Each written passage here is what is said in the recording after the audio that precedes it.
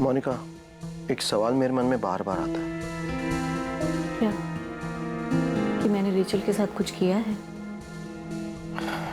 Rachel की funeral के वक्त तुमने उसे किस क्यों किया था?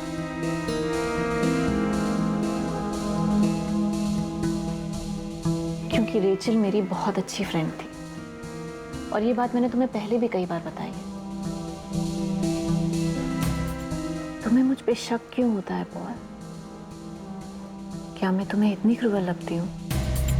रेचल डिमेलो की तबीयत खराब होती है और मोनिका उसे डॉक्टर के पास लेकर जाती है। अपनी 6 साल की बेटी जेनिफर की मौत के बाद रेचल अक्सर बीमार रहने लगी थी। ये लो, पानी पी लो, थोड़ा सा अच्छा लगेगा।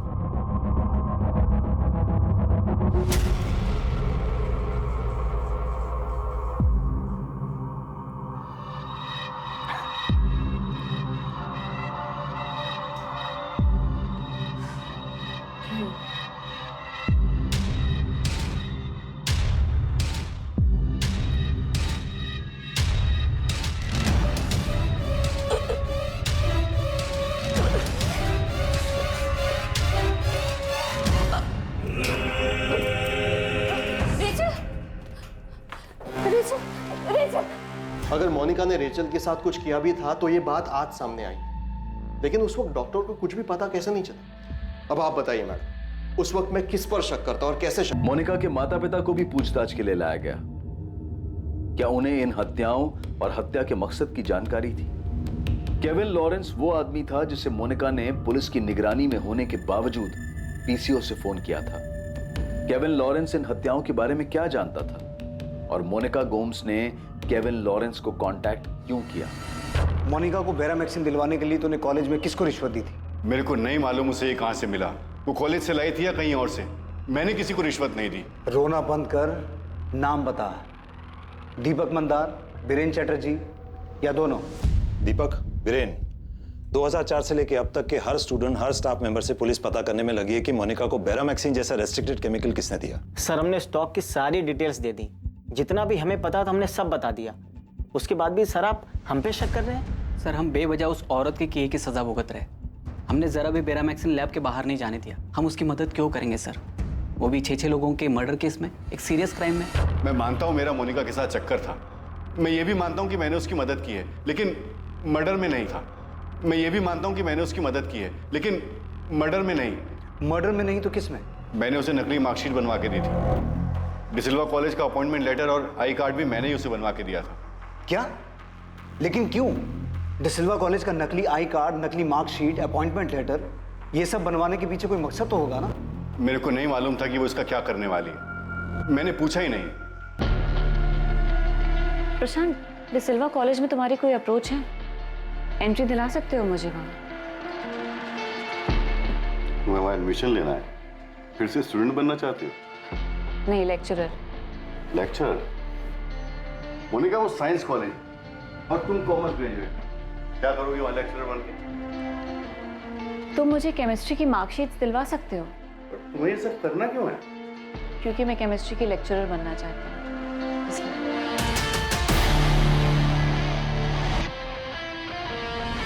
मैं एक ऐसे आदमी को जानता था जो ये काम करता था। उसी से मैंने मोनिका के लिए जाली मार्कशीट बनवाई थी। इसमें वो सब डॉक्यूमेंट्स हैं जो आपको चाहिए और उसी यूनिवर्सिटी से हैं जहां से आपको चाहिए। Thank you Rahul. तू अभी भी आधा सच बोल रहा है। बिना मार खाए पूरा बोलेगा नहीं? साहब, सच बोल रहा हूँ। मुझे नहीं पता था कि वो इसका क्या करेगी। मुझे लगा मस्ती कर रही है। फिर उसने जब कॉलेज का आईडी कार्ड बनवाने के लिए कहा तो मुझे सही में लगा कि वो मजाक कर रही है। I card? आई कार्ड क्यों चाहिए? मोनिका, पहले तुमने कहा कि तुम्हें मार्कशीट चाहिए, अब कह रही हो लेक्चरर का आई कार्ड भी चाहिए। आई कार्ड इतनी बड़ी चीज है क्या जो इतने सारे सवाल पूछ रहे हो? बड़ी चीज नहीं है, बन जाएगा। पर तुम्हें चाहिए क्यों? चाहिए, बस बनवा दो प्लीज। प्रशांत, मुझे फिलिप को दिखाना है कि मैं कॉलेज में लेक्चरर हूँ। Thank you Rahul, thank you so much. आप इस नकली आई कार्ड से असली स्टूडेंट्स को पढ़ाने का सोच रहे हो? इससे क्या करने का सोच रही हो वो तो मुझ पे छोड़ दो। तुम ये रखो।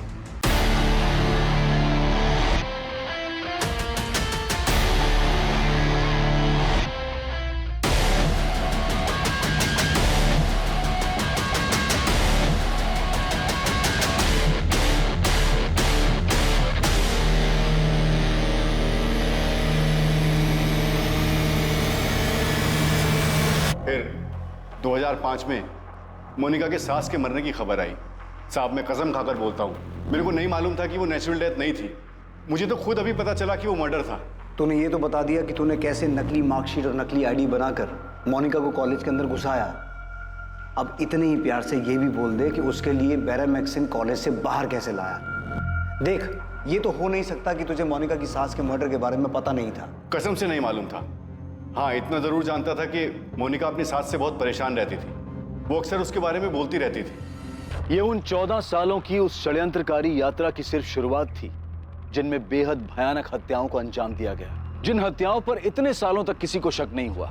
पर सच ये है कि ऐसे बहुत सारे लोग थे जिन्हें इन हत्याओं की जानकारी थी, जो जानते थे कि मोनिका दुखी है अपनी सास से, अपने हालात से।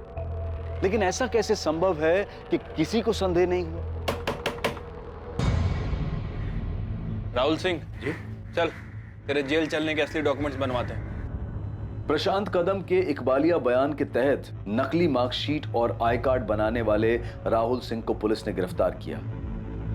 राहुल सिंह ऐसे कई चौंकाने वाले खुलासे करने जा रहा था जो अब तक प्रशांत ने भी पुलिस के सामने नहीं रखे थे। सर, केविन अभी भी बार बार यही राग अलाप रहा है कि वो मोनिका को काफी टाइम से जानता है। वो सिर्फ उसका दोस्त है, उसके अलावा कुछ नहीं। लेकिन ये फोन रिकॉर्ड कुछ और ही बता रहे हैं। ये जानते हुए भी कि हम मोनिका पर 24 घंटे नजर रखे हुए हैं, उसके बावजूद भी मोनिका ने अलग अलग एरिया के पीसीओ से केविन को कॉल किया है, जहां हमारे कांस्टेबल ने उनको फॉलो किया था। मोनिका ने खुद अभी तक कुछ कहा नहीं सर, मैंने उसकी पॉल से भी बात करवाई कि शायद वो इमोशनल होकर अपना मुंह खोल दे, लेकिन कोई फायदा नहीं हुआ सर। मोनिका इतनी आसानी से टूटने वालों में से नहीं है। हमें हर हाल में ये पता लगाना होगा कि उसे बैरामैक्सिन मिला कहाँ से। अगर पता नहीं लगा पाए तो इस जानकारी का कोई फायदा नहीं होगा कि जब वो 6 डेथ्स हुई, मोनिका उनके साथ थी और उसके कुछ खिलाने या पिलाने के बाद ही उनकी डेथ हुई।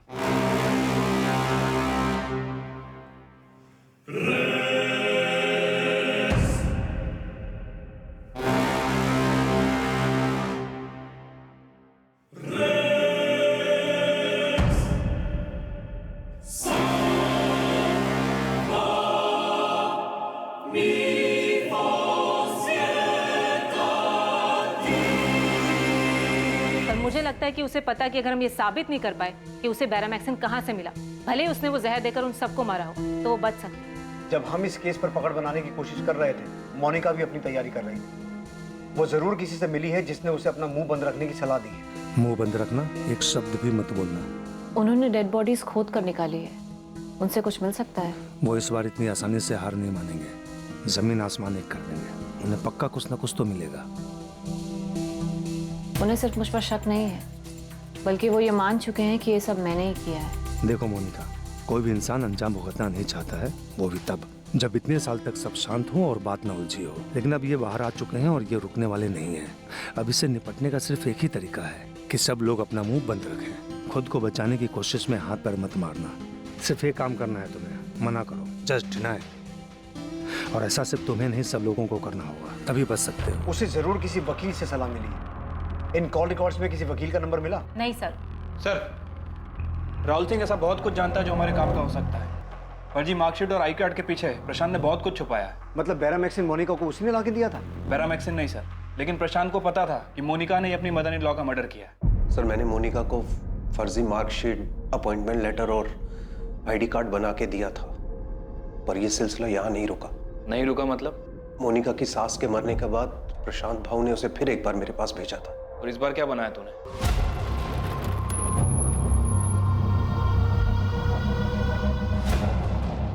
ये तो एल्बर्ट गोम्स की प्रॉपर्टी है, आपके ससुर की। हाँ। आपको इसमें भी फ्रॉड करना है? हाँ। हाँ राहुल, मालूम है मेरे को, वसीयत बनानी है। प्रशांत भाऊ, आपको पता है ना ये सारी प्रॉपर्टी करोड़ों की होगी। चिंता मत कर, उसमें तेरा भी थोड़ा सा हिस्सा है। वो ये वसीयत जिस भी काम के लिए बनवा रही है उसकी रजिस्ट्री करवानी पड़ेगी, आपको पता है ना ये बात? उसकी चिंता तू क्यों करता है? मैं हूं ना इधर, तू बस वसीयत बना। मेरे father in law Albert Gomes के साइन फॉर्ज करने पड़ेंगे और विल में उनके बाद प्रॉपर्टी 2 लोगों को जाएगी, मेरे पति फिलिप गोम्स को और उनकी पत्नी मोनिका गोम्स को, यानी मुझे। सर, वो विल जाली थी। इस बात पे फिलिप के भाई जॉर्ज को पहले ही शक था कि विल फर्जी है। चल अच्छा हुआ कि ये बात सामने भी आ गई। अब ये बता कि मोनिका को बैरामैक्सिन किसने दिलवाया, कहाँ से मिला? क्या प्रशांत था वो? सर, मुझे सच में इसके बारे में कुछ नहीं पता। मैं प्रशांत भाऊ के लिए सिर्फ फर्जी डॉक्यूमेंट बनाने का काम किया करता था। पहले मोनिका अपनी सास मारिया गोम्स का मर्डर करती और उसके बाद फर्जी विल बनवाती है और उसके बाद वो अपने ससुर एल्बर्ट गोम्स का मर्डर करती है और उनके मरने के तुरंत बाद वो फर्जी विल सामने आती है और उसके बाद वो अपने हस्बैंड फिलिप का भी मर्डर करती है। और जैसा कि नताशा और जॉर्ज ने बताया कि फिलिप के मर्डर के बाद दोनों खुशी खुशी सारी प्रॉपर्टी मोनिका के नाम कर देते हैं। अब इन सबको तोड़ना होगा। नताशा और जॉर्ज को बुलाओ, मोनिका के पेरेंट्स को भी बुलाओ। अब मोनिका का खेल खत्म हो चुका है, उसके चेहरे से नकाब हटाने का वक्त आ गया है। मैंने मोनिका की जिस काम में हेल्प की थी वो मैंने आपको सब बता दिया है। इसके अलावा ना मैंने कुछ किया है और ना ही मुझे कुछ पता है साहब। तेरी बकवास बहुत सुन ली प्रशांत। अब जब तक तू ये नहीं बताएगा कि तूने मोनिका को बैरामैक्सिन कहाँ से ला के दिया था, हम मोनिका के हर मर्डर में तुझे उसका भागीदार बनाएंगे और तू जेल से कभी बाहर नहीं आ पाएगा। इस बात की गारंटी मैं तुझे देता हूँ। हम सिर्फ दोस्त हैं। हाँ, कुछ साल पहले तक हमारा अफेयर था, लेकिन अब ऐसा कुछ भी नहीं है। उसने मुझसे कुछ सलाह लेने के लिए मुझे फोन किया था। अब मैं तुझे एक सलाह देता हूँ, कान खोल के सुन। मोनिका को बचाने के चक्कर में मत रहे। मोनिका तो बहुत लंबा अंदर जाएगी और साथ में तू भी जाएगा। मैं सच बोल रहा हूँ सर। अब हम कि इन मर्डर्स में उन्होंने उसकी हेल्प की है। मिसेस मार्गरेट लॉरेंस, जब से ये केस खुला है तब से मोनिका ने एक बार नहीं बल्कि आपके पति को 4 बार अलग अलग पीसीओ से कॉल किया है। क्यों? अब ऐसा क्या हो गया कि हर दूसरे दिन सलाह लेनी पड़ती है? दरअसल आपका पति झूठ बोल रहा है, सच छुपा रहा है वो। और हम श्योर है कि इन सब मर्डर में आपके पति को सिर्फ मालूम ही नहीं बल्कि इन सब मर्डर्स में उसने मोनिका की मदद भी की।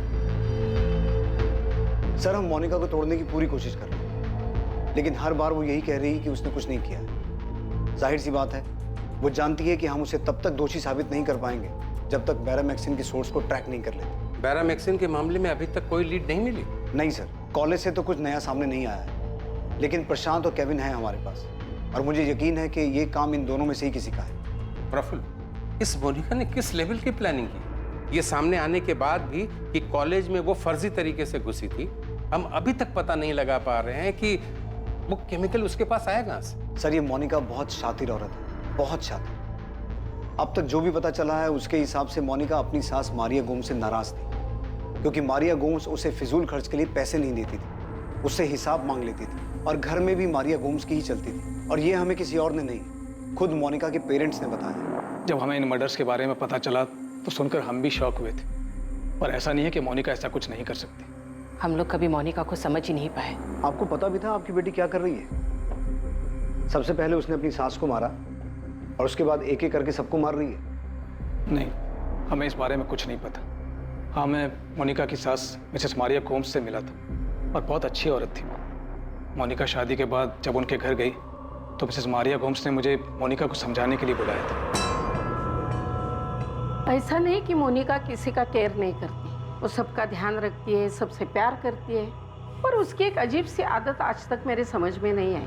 वो हर रोज बाहर जाती है और जितना पैसा दो सब पैसा खर्च करके आती है, वो भी फालतू चीजों पर, और वापस आकर पैसा मांगने में उसे कुछ गलत नहीं लगता। मम्मा, मेरे भी अपने कुछ पर्सनल खर्चे हैं। ऐसे कौन से पर्सनल खर्चे हैं मोनिका तुम्हारे, जो सारा पैसा खत्म हो जाता है और हमेशा तुम्हें पैसे चाहिए होते हैं? मम्मा, मुझे अपने लिए कुछ खरीदना है। मोनिका बेटा, मैं समझ सकती हूँ कि तुमने गरीबी झेली है। हम अमीर है, हमारे पास पैसा है, इसका मतलब ये थोड़ी है कि फालतू में पैसा उड़ाएंगे। सॉरी बेटा, तुम्हें अपनी आदत ठीक करनी होगी। अब मैं तुम्हें और पैसा नहीं दूंगी। फिलिप, मुझे अच्छा नहीं लगता, बहुत शर्म आती है। हर छोटी से छोटी चीज के लिए मुझे मम्मा के सामने हाथ फैलाने पड़ते हैं। मोनिका, तुम एक काम करो, ये थोड़े पैसे रख लो। फिलिप, मुझे पैसे नहीं चाहिए। मैं बस तुमसे ये कहना चाहती हूँ, क्या मेरा खुद का बैंक अकाउंट, अपना कार्ड नहीं हो सकता क्या? क्यों मैं हर रोज मम्मा के सामने? मोनिका, यानी मम्मा इस घर की बॉस है। कौन कब कैसे कितने खर्च करेगा ये वही डिसाइड करती है। सिर्फ तुम्हारे लिए नहीं, नताशा के लिए भी एक फिक्स्ड पॉकेट मनी है, वो भी बिना सोचे समझे खर्च नहीं कर सकती। ये ठीक नहीं है फिलिप। मैं हर रोज छोटी छोटी चीजों के लिए मम्मा से नहीं पूछ सकती। तुमसे कुछ कहो तो कहते हो मम्मा से जाके पूछो। मोनिका, तुम एक काम क्यों नहीं करती? ग्रेजुएट हो, जॉब कर लो। देखो, जॉब करोगी तो तुम्हारी सैलरी तुम्हारी होगी, फिर मन चाहे वैसे खर्च कर लो। ना मुझसे कुछ पूछना होगा ना मम्मा से। देखो मोनिका, मैं और डैड फैमिली बिजनेस संभालते हैं और मम्मा घर और पैसे। डैड को मम्मा पर पूरा भरोसा है, मैं तुम्हें पहले भी समझा चुका हूँ। आज मम्मा इस घर की बॉस है, मगर कल तुम गोम्स हाउस की और हमारे बिजनेस की बॉस बन जाओगी, पर उसके लिए तुम्हें फाइनेंशियल मैटर्स समझने होंगे, सब कुछ सोच समझ के खर्च करना होगा। सेबेस्टियन, आपको अपनी बेटी को समझाना होगा। देखो, आज तक हमने उसके बैकग्राउंड के बारे में कभी सोचा नहीं। फिलिप को पसंद आई, शादी हो गई, उसे भी हमें कोई प्रॉब्लम नहीं थी, पर अब उसकी ये आदत बर्दाश्त नहीं की जा सकती। मोनिका, ये हमारा घर नहीं है जो तो कुछ भी करेगी और ये लोग बर्दाश्त करेंगे। डैड, मैं उस घर का यहाँ कुछ चाहती भी नहीं। पता नहीं मम्मा ने आपको यहाँ क्यों बुलाया है। मोनिका, तू बहुत लक्की है कि हमारी हालत जानते हुए भी डैड प्लीज, अब मैं आपके पैसे पे जिंदा नहीं हूँ कि मजबूरी में आपका भाषण सुनूं। मैं यहाँ अपनी मर्जी से नहीं आया था, मुझे बुलाया गया। डैड प्लीज, आप दोबारा यहाँ कभी मत आना। अगर मम्मा फोन करके भी बुलाए ना तब भी मत आना please. This is my life और मैं अपने तरह से जीना चाहती हूँ और इसमें मुझे आपकी कोई जरूरत नहीं है। ना तो मैं उसे समझा सकता था, ना उसके लिए कुछ कर सकता था, इसलिए बस चुपचाप वहां से चला आया। मैं पहले भी उसके लिए कुछ नहीं कर पाया था और अब तो वो अपनी जिंदगी में हमें देखना तक नहीं चाहती थी। सभी कुछ भी सोचे, लेकिन मैं एक बात अच्छी तरह से जानती हूँ, मोनिका ऐसा नहीं कर सकती। मैं मानती हूँ कि वो थोड़ी जिद्दी है, उसका दिमाग गर्म है। अच्छा, उसकी शादी से पहले आपके एरिया कैना कोना में उसका कोई ऐसा दोस्त या फिर कोई ऐसा जो उसे केमिकल बैरामैक्सिन दिलवा सकता है? नहीं पता, हमें सचमुच इस बारे में कुछ नहीं पता।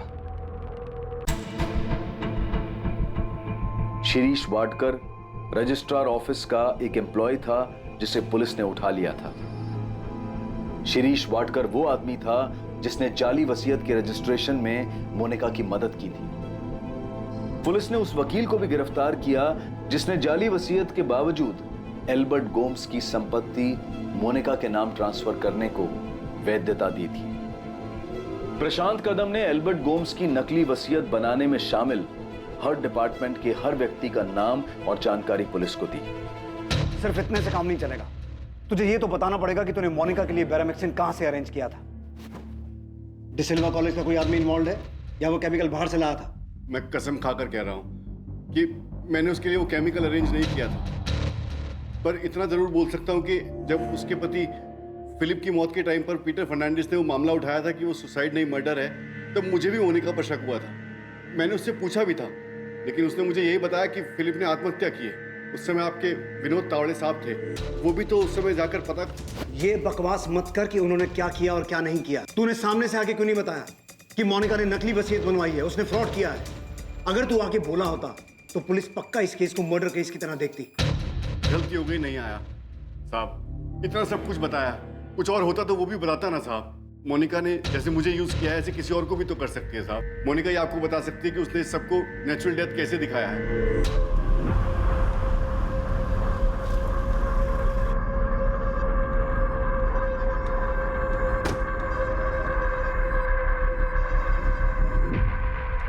जेम्स कैसा है? वो सब फेस कर पा रहा है? नहीं, वो ठीक नहीं है, एकदम चुप हो गया है वो।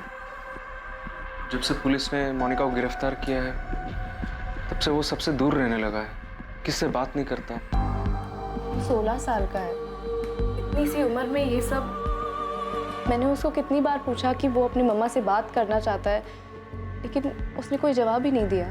तुम उस दिन कुछ बोल रही थी, कुछ बताना चाह रही थी, क्या बात है? मुझे लगता है मोनिका ने मुझे भी मारने की कोशिश की थी। कभी? इन्हीं दिनों? नहीं, मम्मा के डेथ के बाद उस रात डैड, फिलिप, मैं और मोनिका डिनर कर रहे थे। इतने सालों बाद अब ये बात कितनी अजीब लग रही है कि कैसे मम्मा के डेथ के बाद मोनिका ने पूरा घर संभाल लिया। डिनर भी वो खुद ही टेबल पे लगाती थी। उस रात डिनर के बाद मुझे बहुत उल्टी हुई थी।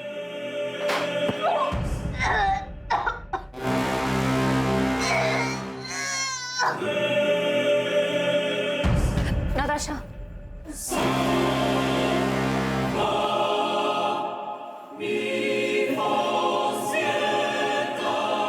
तुम ठीक हो ना? जॉर्ज, मुझे लगता है कि उस दिन मोनिका ने मुझे भी मारने की कोशिश की थी और मम्मा अपने डेथ से 1 महीने पहले बहुत बुरी तरह से बीमार पड़ी थी। उनको इतनी बुरी फूड पॉइजनिंग हुई थी कि 1 महीने तक वो अपने बेड से उठ भी नहीं पाई थी और उसके 1 महीने बाद मम्मा को हार्ट अटैक आ गया और उनकी डेथ हो गई। जॉर्ज, मुझे लगता है कि वो हम सबको मार देना चाहती है। शायद मैं इसलिए बच गई क्योंकि मेरी शादी हो गई और मैं गोंदवाना छोड़ के यहाँ पे आ गई। और तुम तो इंडिया में थे ही नहीं। ये सब उसने प्रॉपर्टी के लिए किया? यही बताया ना उसने पुलिस को? जॉर्ज, अब तक उसने कुछ नहीं बताया। प्रशांत कदम नाम का कोई आदमी है जिसके साथ मिलकर उसने ये फ्रॉड किया था, लेकिन पुलिस अब तक पता नहीं लगा पाई कि वो केमिकल मोनिका को कहाँ से मिला था। तो उसने फिलिप से पैसे के लिए शादी की। फिलिप को ऐसी लड़की से कैसे प्यार हो गया? उसे पहले कुछ दिखा क्यों नहीं?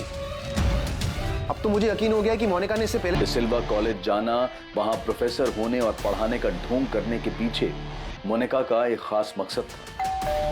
एक तरफ एल्बर्ट गोम्स की जायदाद के कागजात में धोखाधड़ी करने के लिए मोनिका ने प्रशांत के साथ अपने नाजायज रिश्ते को इस्तेमाल किया, और वहीं दूसरी तरफ मोनिका कॉलेज लाइब्रेरी में बहुत शिद्दत से पढ़ाई कर रही थी, रिसर्च कर रही थी। मोनिका बेहद चालाकी से अपनी चाल चल रही थी। वो इस बात की भनक तक किसी को नहीं लगने दे रही थी कि वो कब कहां है, किससे मिल रही है और क्या कर रही है। केविन, ये तुम्हें इतनी आसानी से नहीं छोड़ेंगे। कह रहे हैं कि तुम्हारे रिमांड की मांग करेंगे क्योंकि तुम कोऑपरेट ही नहीं कर रहे हो। केविन, तुमने क्या किया और क्यों किया है? तुम्हें पता है तुम्हारी वजह से बच्चों को स्कूल में कितना कुछ झेलना पड़ रहा है। न्यूज़ चैनल्स में, न्यूज़ पेपर्स में, हर जगह बस इसी केस की बात चल रही है। केविन,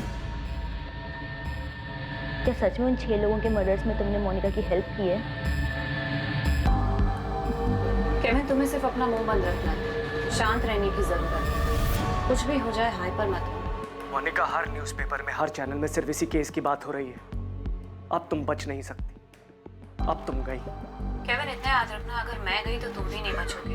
24 घंटे ये लोग मेरा पीछा कर रहे हैं, लेकिन फिर भी मैं नहीं डर रही, इसलिए तुम्हें भी घबराने की कोई जरूरत नहीं। बस शांत रहो और अपनी नॉर्मल लाइफ जियो जैसे मैं जी रही हूँ। मैंने बात की है, हमारा शांत रहना और चुप रहना ही हमें बचा सकता है, इसलिए कुछ भी हो जाए अपना मुंह मत खोलना, शांत रहना, समझे? पर हाँ, मुझे मेरे फ़ोन पर कभी कॉल मत करना। मैं तुम्हें पीसीओ से इसलिए कॉल कर रही हूँ क्योंकि मुझे तुम्हारी फिक्र है। I love you Kevin, take care. Kevin, ये तुम्हें नहीं छोड़ेंगे। तुम प्लीज जो भी जानते हो उन्हें बता दो, प्लीज।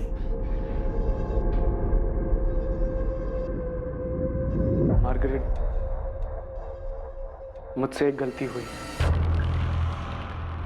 और उस गलती की वजह से इस मोनिका ने मुझे ट्रैप कर लिया है। केविन, अब छुपाने से या चुप रहने से कोई फायदा नहीं है। मुझे नहीं पता तुमने क्या किया और क्यों किया, लेकिन जो भी किया है ना, उसकी वजह से हमारी फैमिली सफर कर रही है। पुलिस को पता है कि तुम इन मर्डर्स में इन्वॉल्व हो, वो तुम्हें यहाँ से जाने नहीं देंगे, इसलिए तुम्हारे लिए यही अच्छा होगा कि तुम उनको सब सच बता दो। मैं मोनिका को उसकी शादी के पहले से जानता था, हम दोनों का अफेयर था। फिर उसकी शादी हो गई, उसकी शादी के बाद हम लोग दोबारा मिले और फिर से सब कुछ शुरू हो गया। लेकिन उस समय मुझे ये नहीं पता था कि ये ऐसे खत्म होगा। केविन, मुझे तुम्हारी लव स्टोरी में कोई इंटरेस्ट नहीं। मुझे सिर्फ ये जानना है कि तुमने मोनिका की क्या और कैसे मदद की, टू द पॉइंट। मैं यकीन के साथ कह सकता हूँ कि वो बेरामैक्सिन तूने उसे ला के दिया था। सच बोल रहा हूँ ना?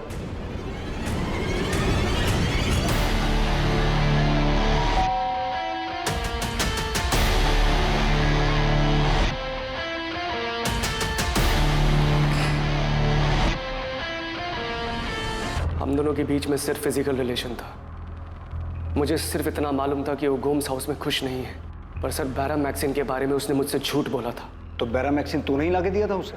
जब मैंने उसे पूछा था कि बेरामैक्सिन क्यों चाहिए, उसने मुझे असलियत नहीं बताई। बेरामैक्सिन, मोनिका तुम जानती हो ना, वो केमिकल एक जहर है। ऑफ कोर्स पता है केविन, मेरी कॉलोनी में ना एक कुत्ता है, वो बहुत बीमार है, रात भर दर्द से तड़पता रहता है। मुझसे उसका दर्द देखा नहीं जाता। मैं उसे उसके दर्द से आज़ाद करना चाहती हूँ केविन। अरे तो एक म्यूनिसिपैलिटी को फोन करके उनको बुला लो। तुम क्या ये कुत्ते को बेरामैक्सिन देने की बात कर रही हो? केविन, वो बहुत दर्द में है, बहुत तकलीफ में रहता है दिन रात। हमें कुछ करना चाहिए। देखो, हम इंसान तो अपना दर्द तकलीफ बता सकते हैं, लेकिन ये बेचारा ये कैसे कहेगा? केविन प्लीज, हमें उसके लिए कुछ करना चाहिए। मुझे लगा उसकी नीयत साफ है, वो अच्छे इंटेंशन से मांग रही है। बेरामैक्सिन मिला कहाँ से? सर मेरा एक दोस्त है जो गोल्ड इंडस्ट्री में काम करता है। क्या नाम है तेरे दोस्त का? अश्विन मूर्ति।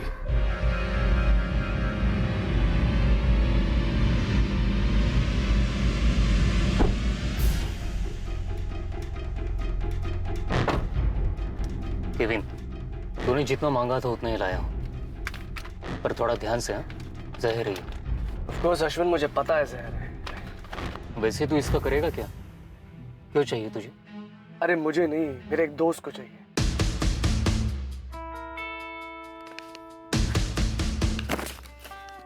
Thank you Kevin, you such a darling. Monica ने कहा कि उसे कुत्ते को मारने के लिए बैरामेक्सिन चाहिए और तूने उसकी बात का विश्वास कर लिया।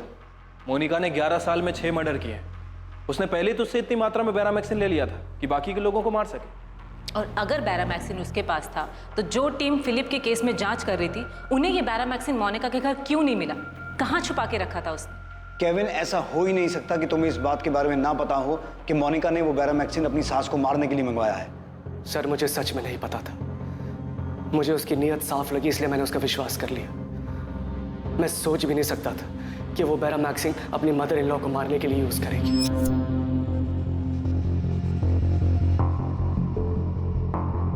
तो तुम्हें इस बात का पता था कि उसने जहर देकर अपनी सास को मारा है ना? केविन, तुम्हें यह भी पता था कि अपनी सास को मारने के बाद बाकी लोगों को भी एक एक करके वो मारने वाली है ना? सर मैं फंस गया था उसके जाल में। मोनिका द्वारा की जाने वाली हर एक हत्या की जानकारी पहले से थी। यहां तक कि यह जानकारी भी पहले से थी कि मोनिका का अगला शिकार कौन होगा, अगली हत्या किसकी होने जा रही थी। ये सारी हत्याएं बहुत ही सोची समझी साजिश के तहत की गई थी। जब मारिया गोम्स मरी थी, मरी नहीं थी, मारी गई थी। मारिया गोम्स का मर्डर हुआ था केविन। हाँ, जब मारिया गोम्स का मर्डर हुआ था तब मेरा उस पर ध्यान गया। मुझे समझ में आ गया कि मोनिका ने ही कुछ गड़बड़ करी है।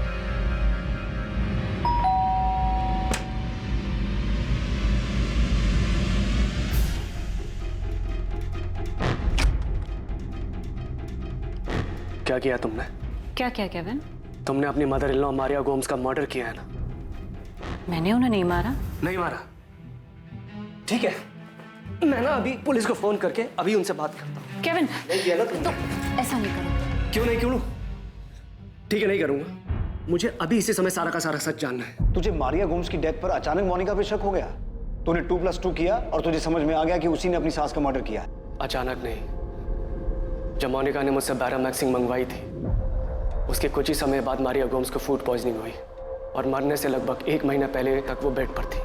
मुझे तभी शक हो गया था कि मोनिका ने कुछ गड़बड़ करी है और मारिया की डेथ के बाद यकीन हो गया। तभी शक हो गया था मुझे जब उनकी तबीयत खराब हुई थी, लेकिन मैंने तब तुम्हें कुछ नहीं कहा था। लेकिन उनकी डेथ के बाद मुझे पूरा यकीन हो गया है कि तुम... हाँ, मैंने उन्हें मारा है। उन्हें मारने के लिए मैंने तुमसे बैरामैक्सिन मंगवाया था। तो तुमने मुझसे झूठ बोला था।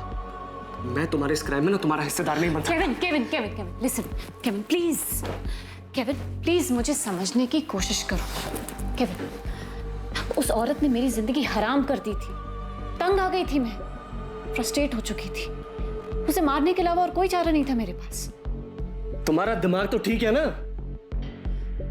तो अब तुम्हें मेरा दिमाग खराब लग रहा है केविन? हाँ, तुम इतने अच्छे से जानते हो मुझे, कितने टाइम से, फिर भी तुम्हें मेरा दिमाग खराब लग रहा है? तुम अच्छी तरह से जानती थी बैरामैक्सिन कैसे यूज करना है, लेकिन मेरे सामने तुम इनोसेंट बनती रही, झूठ बोलती रही मुझसे। केविन, उस औरत ने मेरी जिंदगी मौत से बदतर बना दी थी। ये मत करो, वो मत करो, यहाँ मत जाओ। ऐसा लगता था जैसे किसी पिंजड़े में हो। क्या करती मैं केविन? और उसे एक ना एक दिन तो मरना ही था। केविन, प्लीज मुझे समझने की कोशिश करो,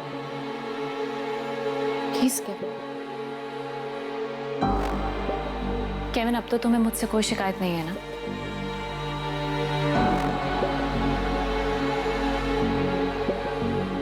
केविन, तुमने मेरी सिर्फ मदद नहीं की है, आज भी तुम मोनिका को बाकी लोगों को मारने के लिए अश्विन से बैरामैक्सिन लाके देता रहा। अश्विन मूर्ति कहां मिलेगा? अश्विन मूर्ति जिसने केविन को बैरामैक्सिन लाकर दिया था, केविन जिसे मोनिका ने सभी हत्याओं को अंजाम देने के लिए इस्तेमाल किया था, वो अश्विन मूर्ति इस केस के बाहर आते ही अपना फोन स्विच ऑफ करके अंडरग्राउंड हो गया था। अश्विन के परिवार पर दबाव डालकर आखिरकार पुलिस उसका ठिकाना जानने में सफल रही और मुंबई के उस होटल में पहुंच गई जहां अश्विन छुपा बैठा था।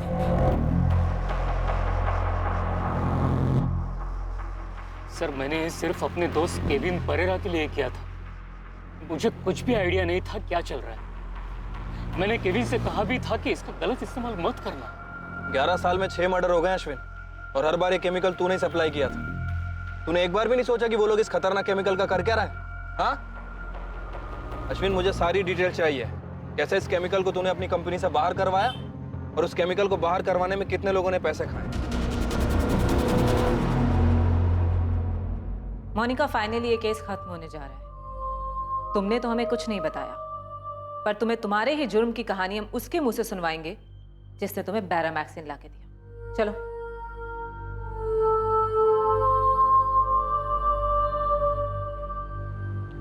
बैठो मोनिका। तुम कुछ भी बताने से मना कर रही थी, पर सुन तो सकती हो? याद कर सकती हो 11 साल में तुमने कितने मर्डर्स किए, किस किस को मारा? केविन, मोनिका ने जो दूसरा मर्डर किया अल्बर्ट गोम्स का, उसकी कहानी तुम मोनिका को सुनाओगे। Come on. हमारी आंटी के मर्डर के टाइम पर मैं बुरी तरह फंस चुका था, और वो इसलिए नहीं क्योंकि मैं इसे प्यार करता था, बल्कि इसलिए कि मुझसे अनजाने में एक बहुत बड़ी गलती हो गई थी। अगर मेरे इतना समझाने के बाद भी तुम्हें गिल्ट होता है और तुम पुलिस के पास जाने का सोचते हो, तो एक बात जरूर याद रखना केविन, कि बैरामैक्सिन तुमने मुझे लाके दिया था। केविन, हम ये सब भूल कर आगे बढ़ते हैं क्योंकि किसी को पता नहीं लगने वाला है कि मारिया की मौत कैसे हुई। एक मर्डर में फंसने के बाद मैं आगे वापस फंसने वाला था। मतलब? मुझे पता होता था कि आगे और भी मर्डर्स होने वाले हैं। Thank you Kevin. अब किसको मारने वाली हो? एल्बर्ट गोम्स को।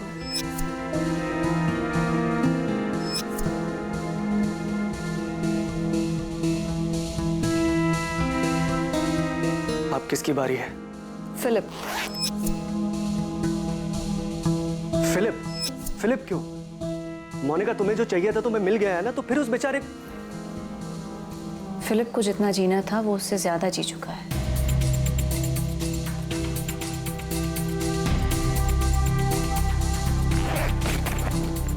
Uncle Peter.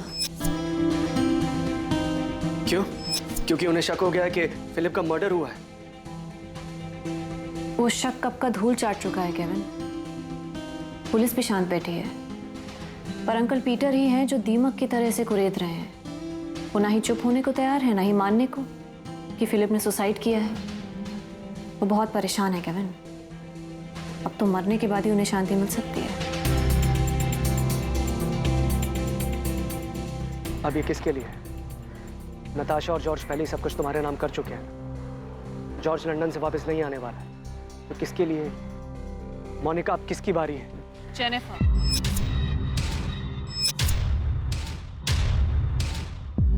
Monika, are you out of your mind? Jennifer, Jennifer D'Mello, उस बच्ची की क्या गलती है? Bye Kevin. आखिरी बार तो मैंने इससे पूछा भी नहीं, क्योंकि मुझे पता था कि अब जेनिफर की मां रेचल की बारी है, और वही हुआ। मोनिका, तुमने ये कैसे पता किया कि कितनी मात्रा में बैरामैक्सिन देना है, जिससे कि डॉक्टर या कोई भी ये पकड़ ना पाए कि मरने वाले को जहर दिया गया है? मोनिका, तुम्हारा खेल खत्म हो चुका है। अब चुप रहने का या कुछ भी छुपाने का कोई फायदा नहीं है। मैंने इसके बारे में बहुत रिसर्च किया था, पढ़ाई की थी। तो इन लोगों से पहले भी किसी को ये जहर दिया था? जैसा कि केविन ने बताया कि तुम्हें अपने कॉलोनी के कुत्ते के लिए भी बैरामैक्सिन चाहिए था। पहले भी मैंने इसे अपनी मदर इन लॉ को ही दिया था। वो बस क्वांटिटी में थोड़ा मिसकैलकुलेशन हो गया था, इसलिए बच गई, सिर्फ बीमार पड़ी। और ये गलती तुमने अगली बार नहीं की। एकदम सही मात्रा में बैरामैक्सिन दिया, जिससे वो मर गई और किसी को पता भी नहीं चला। मुझसे गलती सिर्फ एक बार हुई थी। एक नहीं, 2 बार। दूसरी बार तुमसे ये गलती तब हुई जब तुमने नताशा को मारने की कोशिश की।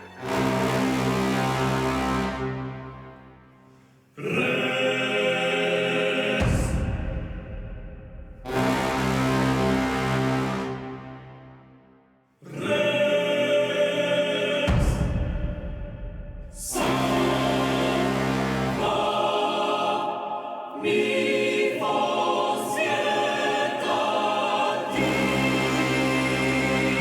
नताशा झूठ बोल रही। मैंने उसे मारने की कोशिश नहीं की। अगर की होती तो वो जिंदा नहीं बचती। मुझसे गलती सिर्फ एक बार हुई थी। तो ये सारी जानकारी, ये सारी रिसर्च तुमने डिसिल्वा कॉलेज की लाइब्रेरी में बैठ के की? हाँ। मतलब ये प्लानिंग तुमने पहले से ही की हुई थी? तुमने fake marksheet, appointment letter, ID इन सब रिसर्च के लिए बनवाया था? इससे क्या फर्क पड़ता है कि मैंने प्लानिंग की थी या नहीं की थी? जो आपको चाहिए था वो तो पता लग गया है ना। इन लोगों के अलावा किसी का मर्डर किया जो अब तक हमारे सामने नहीं आया, या हो सकता है तुम्हारी फैमिली के सामने भी नहीं आया अब तक? कोई ऐसा जिसे तुम मारना चाहती हो पर बच गया? जॉर्ज। जॉर्ज, क्योंकि वो भी अंकल पीटर फर्नांडिस की तरह तुम्हारा कच्चा चिट्ठा खोलने पर तुला हुआ था, राइट? जाहिर है, और क्या रीजन हो सकता है? जेनिफर और रेचल को तुमने पॉल के लिए मारा, लेकिन इतनी छोटी बच्ची को मारने के बाद भी तुम पर कोई असर नहीं हुआ? जरा सा भी गिल्ट फील नहीं हुआ कि पॉल बहुत शरीफ आदमी है। पसंद करती थी मैं उससे, प्यार करती थी। पॉल के मुताबिक फिलिप की मौत के बाद तुम दोनों करीब आ गए थे। और अब तो तुम्हारे पास गोम्स फैमिली का सारा बिजनेस और प्रॉपर्टी भी आ चुकी थी, जिसके लिए तुमने पहले मारिया गोम्स और फिर अल्बर्ट गोम्स का मर्डर किया। को क्यों मारा? मोनिका, तुम रोज कहाँ जाती हो? कॉलेज जाती हूँ फिलिप, और कहाँ जाओगे? पिछले एक हफ्ते से तुम कॉलेज नहीं गई हो, क्या हुआ? सरप्राइज हो गई ये सुनकर कि मैं जानता हूँ? तो तुम मेरा पीछा करते हो, नजर रखते हो मुझ पे। तुमने मेरे सवाल का जवाब नहीं दिया। तुम रोज कहाँ जाती हो? कुछ काम से जाती हूँ। कैसा काम? ऑर्चर्ड से रिलेटेड काम था, और काजू की सप्लाई के लिए कुछ लोगों से मिलना था। झूठ बोल रही हो तुम। तुम्हारा अफेयर चल रहा है, उसी से मिलने जाती हो रोज तुम। मोनिका, मुझे सब पता है। ऐसा मत समझो मैं खत्म हो चुका हूं। मुझे कुछ समझ नहीं आ रहा। मैं सब देख रहा हूं, बहुत कुछ जानता हूं, बहुत देख चुका हूं। फिलिप हर चीज में नाक अड़ाने लगा था। मैं नहीं चाहती थी कि उसे और कुछ पता लगे, इसलिए मार दिया।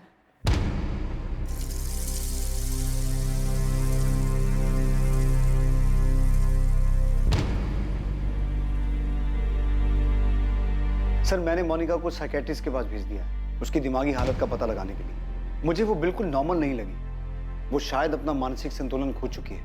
वो इन मर्डर्स के बारे में इतने आराम से बात कर रही थी जैसे उसने कुछ किया ही ना हो। उसे अपने किए का जरा सा भी पछतावा नहीं है। उसने बड़े आराम से बताया कि वो जॉर्ज को भी मारना चाहती थी, लेकिन वो बच गई। केविन और अश्विन मूर्ति के अलावा उस तक बैरामैक्सिन पहुंचाने में और लोग भी शामिल हैं। 6 मर्डर हुए हैं, वो भी इतनी शांति से, इतनी प्लानिंग से कि 14 साल सामने नहीं आए। इसका मतलब कुछ और लोग भी शामिल होने चाहिए। प्रशांत कदम और राहुल सिंह भी हैं, जिन्होंने marksheet, ID card, appointment letter और अल्बर्ट गोम्स की नकली विल बनाने में मोनिका की मदद की थी। प्रशांत कदम और राहुल सिंह भी अपने बयान पे अड़े हुए हैं कि उन्हें इन मर्डर्स के बारे में कुछ नहीं पता, और मोनिका ने भी ऐसा कुछ बताया नहीं कि इन दोनों का मर्डर्स से कोई वास्ता है। लेकिन मुझे यकीन है सर कि नकली कागजात बनाने के अलावा प्रशांत का इनमें हाथ है। हमने उन लोगों को भी गिरफ्तार कर लिया है जिन्होंने अल्बर्ट गोम्स की नकली विल को रजिस्टर करवाने में मोनिका की मदद की थी। अगर और कोई भी इसमें इन्वॉल्व है तो हम मोनिका से उसके नाम का पता करवा लें। साइकेट्रिस्ट के रिपोर्ट के बाद उसे फिर से अपनी कस्टडी में ले लो। केविन लॉरेंस और अश्विन मूर्ति पर भी सख्त से सख्त चार्ज लगाओ। वो दोनों जानते थे मोनिका को रोक सकते थे, उल्टा उसके साथ शामिल हो, और उस औरत ने 6 लोगों को मार दिया।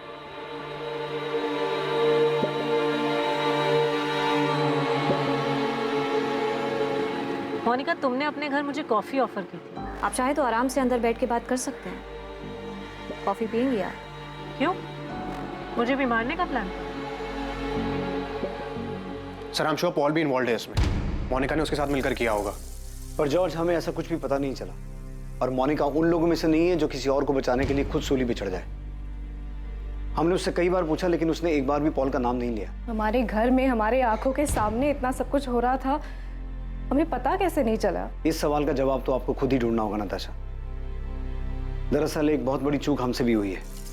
जब फिलिप की बॉडी में से बैरामैक्सिन के ट्रेसेस मिले थे और पीटर फर्नांडिस ने इसका मुद्दा भी बनाया था, अगर इस केस को सीरियसली लिया जाता तो पीटर फर्नांडिस, जेनिफर और रेचल को बचाया जा सकता था। मोनिका की मेंटल कंडीशन ठीक है? 6 मर्डर किया है उसने, कोई गिल्ट नहीं। हमारे साइकेट्रिस्ट ने उससे बात की है, कई सेशन भी हुए हैं, पर स्ट्रेंजली हमारे डॉक्टर का कहना है कि मोनिका के केस में सब कुछ नॉर्मल है। डॉक्टर को उसके सारे रिस्पॉन्सेज नॉर्मल लगे। Monica is not a psychopath, उसे कोई मानसिक बीमारी नहीं है। तो फिर औरत है क्या? 6 मर्डर किया उसने, उसमें से एक 6 साल की छोटी सी बच्ची थी।